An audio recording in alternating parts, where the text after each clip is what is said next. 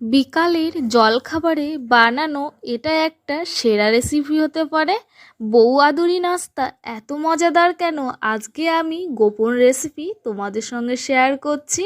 চলো দেখে নেওয়া যাক কীভাবে বানাচ্ছি। টক ঝাল মাখা পেজে আপনাদের সবাইকে স্বাগত।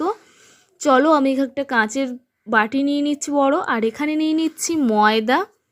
আমি এখানে কিন্তু 2 কাপের পরিমাণ ময়দা নিয়ে নিচ্ছি, আর এখানে নিয়ে নিচ্ছি কালো জিরে, আর নিয়ে নেব কিন্তু সাদা তেল। সাদা তেল দিয়ে ভালোভাবে কিন্তু আমি মিশিয়ে নেব, চামচের সাহায্যে ভালোভাবে মিশিয়ে নিচ্ছি। তারপর অল্প অল্প করে জল দিয়ে আমি কিন্তু এই ডোটা বানিয়ে নিচ্ছি। ডো বানিয়ে নেওয়া কিন্তু আমার কমপ্লিট। আমি কিন্তু 10 মিনিটের জন্য রেস্টে নেব, রেখে দেবো। আর এখানে দেখো আলুটাকে কিন্তু আমি সিদ্ধ করে নিয়েছি খোসা ছাড়িয়ে, তাহলে কিন্তু খুবই ভালো হয়। আমি কিন্তু খোসা ছাড়িয়ে নিয়েছি।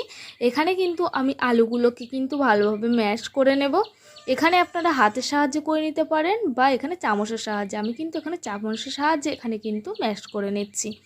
এবার এর মধ্যে দিয়ে দেব পরিমাণ মতো কিন্তু লবণ। সত্যি বলতে এই রেসিপিটা কিন্তু আমার খুবই ভালো লাগে, আর এটা কিন্তু অতিথি আপ্যায়নে কিন্তু বেশ মজাদার। এবং এই রেসিপিটা বানালে তারা জিজ্ঞাসা করবে যে এটা কোথা থেকে আনিয়েছেন বা কোন দোকান থেকে। চলো মূল কথায় আসি। এবার দিয়ে দিচ্ছি লঙ্কা গুঁড়ো, এবার দিয়ে দেব হলুদ গুঁড়ো, এবার দিয়ে দেব জিরে গুঁড়ো।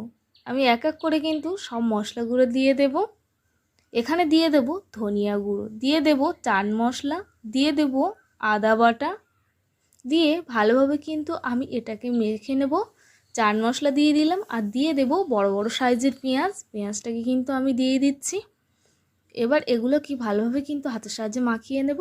আর নিয়ে নেব টমেটো সস, দিয়ে ভালোভাবে কিন্তু মেখে নিচ্ছি। আর এখানে দেখো একটা ডো বানিয়ে নিচ্ছি আটা দিয়ে, আর ডোটাকে দেখো ভালোভাবে কিন্তু আমি একটা রুটির আকারের শেপ বানিয়ে নিয়েছি। এবার এখানে দেখো ম্যাশ করে রাখা আলু মশলাগুলো ভালোভাবে কিন্তু এখানে লম্বা করে দিয়ে দিচ্ছি।